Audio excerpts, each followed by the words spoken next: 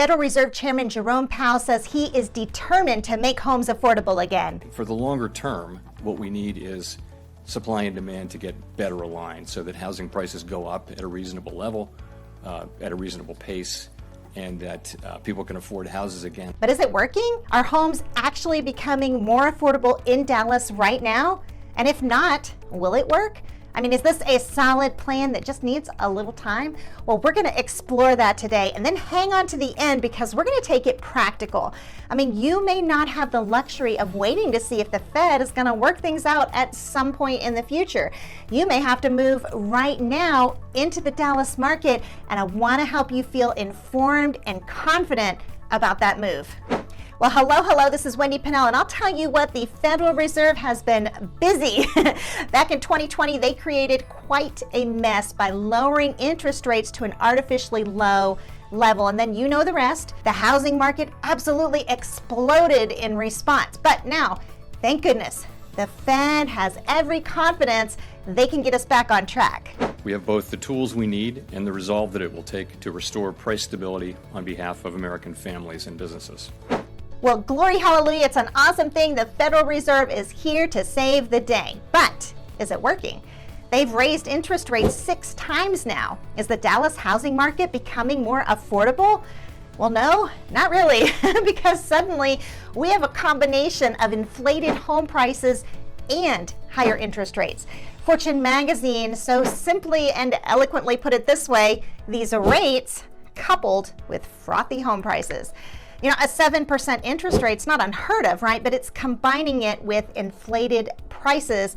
We're looking at home buyers losing 29% of their purchasing power since early 2021. And think about it, the average 30-year fixed mortgage rate climbed from 2.65 to where it is today at around 7%. A recent study by Redfin shows that the nationwide share of affordable homes fell by 16%. Redfin senior economist Shahriyar Bokhari also shares that many would-be buyers are dropping out of the market because they can no longer afford the homes they want.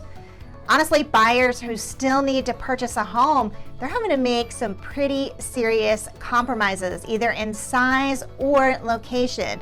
Redfin shows that a buyer on a $3,000 per month housing budget in September of 2021 could afford a home with about 2,055 square foot. Okay, that same buyer in September of 2022 is now looking at about like 1968 square foot.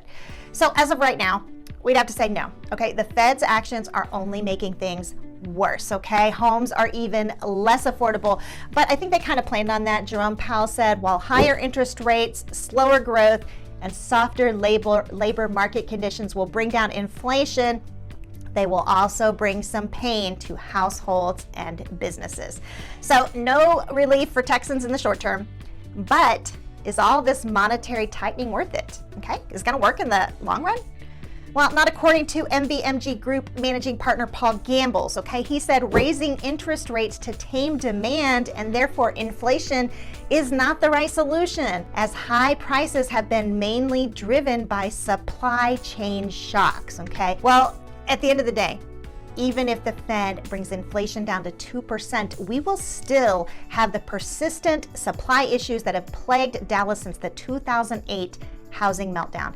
Remember, 300 people a day are moving into Dallas, and they're just not enough homes for as many people that are moving here. That is part of the fundamentals that have shaped the Dallas housing market in the last few decades. Remember, Dallas has an extraordinarily robust economy with companies and relocators heading into Dallas every day, okay? And that brings us to the practical side of things, okay? Are you one of those relocators, right? Are your bags packed and ready to go, but you have no idea what to do when you get to the big D? Well, I want to offer you a few suggestions, but before I do that, are you getting value from this video? If so, I'd sure appreciate it if you hit that subscribe button. Thank you for doing that. But back to those suggestions, when it comes to this issue of whether you want to rent or buy, remember, renting is like paying 100% interest, okay? It's not an investment for you, it's an investment for your landlord, okay? So while you're renting, your net worth that comes from housing, okay, is kind of in Stacy's, okay? It's on hold, all right? But You may be thinking, what if values are still gonna drop in a massive way? I don't want to buy and suddenly be upside down. And that is a valid concern. So let me give you a little bit of market data to kind of help you make an informed decision. All right, first of all, we saw a big drop in home values between May and September across the Metroplex, okay? It was sudden and it was massive.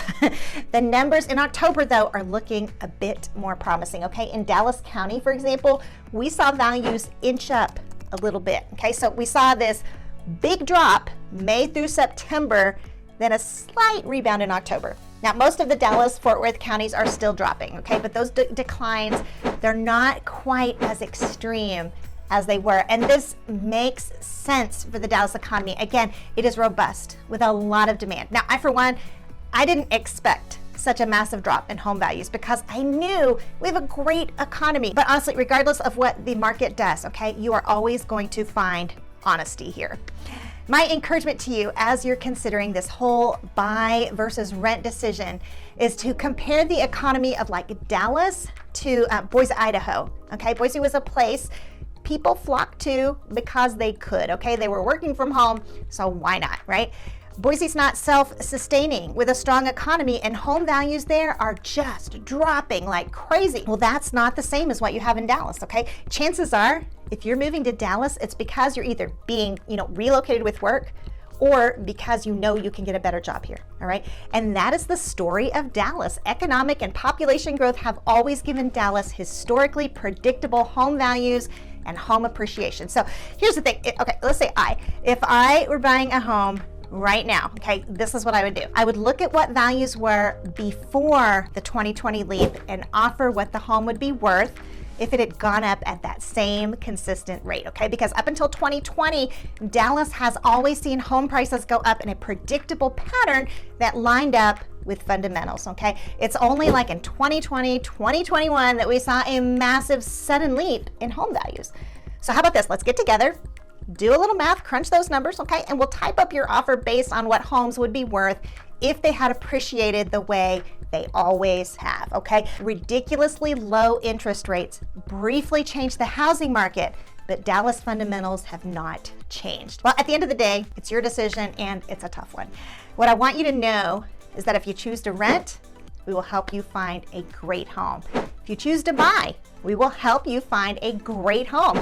And if it takes a lot of offers to help you feel comfortable with your home's future value, that's what we'll do. Well, I hope you found this video helpful. If you did, let me know in the comments section. And if there are future videos you'd like to see, drop me a comment on that as well. Remember, my goal is always going to be to help you feel informed and comfortable with the Dallas housing market. In the meantime, thank you so much for watching, and listen, have a great day.